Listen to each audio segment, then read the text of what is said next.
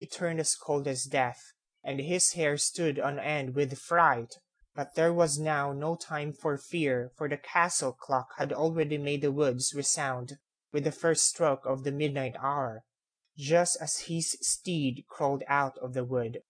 Then how great was the young man's astonishment when he beheld the castle of fortune in all its grandeur! Hitherto he had sat quietly on the snail, without hastening it, or in any way interfering with its pace.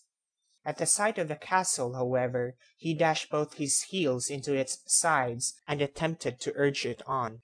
To this treatment the snail was quite unaccustomed, and instantly it drew its head into its shell and left the youth sprawling on the ground. The castle clock rang out the second stroke. Had the lazy fellow but mustered up resolution, and trusted to his feet even then, he might have reached the castle in time. But no. There he stood crying bitterly and screaming out, "A beast, a beast, of whatever kind it may be, to carry me to yon castle." The inmates of the building had already begun to extinguish the lights, and the moon being hidden by the clouds, he was again in total darkness. As the clock struck the third time he heard something moving near him, and, as well as he could make out in the dark, it seemed like a saddled horse. "Ah, that is my long-lost steed," cried he, "that heaven has kindly sent to me at the needful moment." As quickly as his lazy limbs would enable him, he leaped on the back of the creature. There was now only a little elevation to be surmounted, and he could easily see his companion standing at the open door of the castle, waving his cap and beckoning him on. The clock chimed out the fourth stroke, when the creature whereon he sat began to move slowly. Then went the fifth and sixth strokes, and it began to advance a little at a very awkward pace. At the seventh, the creature began to move, first sideways and then went backward. To his great horror and surprise, the rider found out that he could not throw himself off, though he struggled with all his might.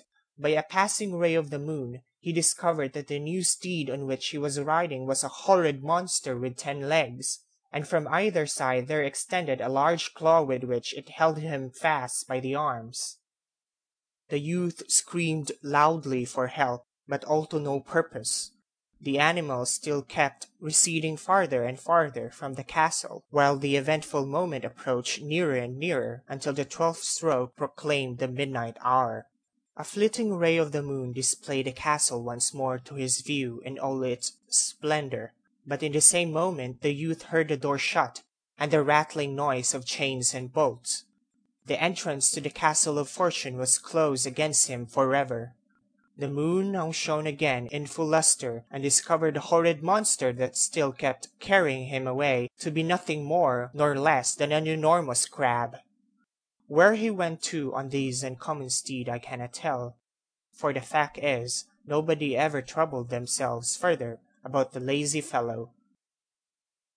End of The Road to Fortune. Recording by Jandon Doronilla.